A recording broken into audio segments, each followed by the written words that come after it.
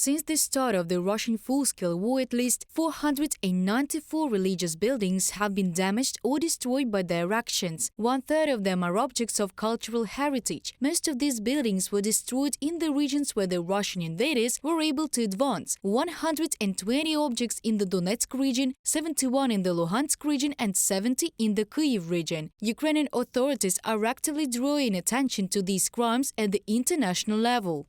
We are recording, including our colleagues who spoke, together with international experts, crimes and destruction, in order to have, among other things, reparations and evidence of Russian war crimes on the territory of Ukraine. Since the beginning of the Russian full-scale invasion, the religious buildings of most confessions that are present in Ukraine have been damaged. However, in the temporarily occupied territories, the Russian military represses the clergy and parishioners they consider disloyal, Muslims, Greek Catholics and most often Christians of the Orthodox Church of Ukraine. There are attempts to practically destroy the presence of the Orthodox Church of Ukraine. After all, the Orthodox Church of Ukraine identifies Ukrainians and is such an example of Ukrainians. And the Russians understand that where there is a community of the Orthodox Church of Ukraine, patriots gather there. There are devoted citizens of Ukraine. Therefore, there is a desire on their part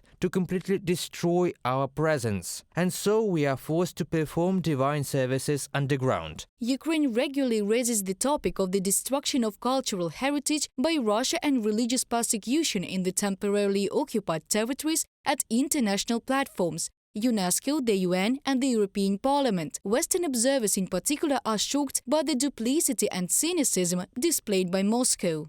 Patriarch Kirill, the leader of the Russian Orthodox Church, has bizarrely contrived Putin's war and resulting in mass murder of Ukrainian men, women, and children as, quote, an apocalyptic battle against evil, end of quote. The war has made life dangerous for many Christians in occupied areas of Ukraine who not only have to worry about their physical safety, but the protection of other freedoms, including the right to believe and worship. Moscow's statements about alleged persecution of religion by Ukraine are groundless. There is not a single ban on any kind of religion, including the Ukrainian Orthodox Church affiliated with Moscow. On the contrary, the president and the authorities of Ukraine regularly emphasize the importance of every citizen's rights and respect for religious diversity. Reported by Diana Kolesnik, Danilo Kobza, Serhiy Savchuk, UATV News.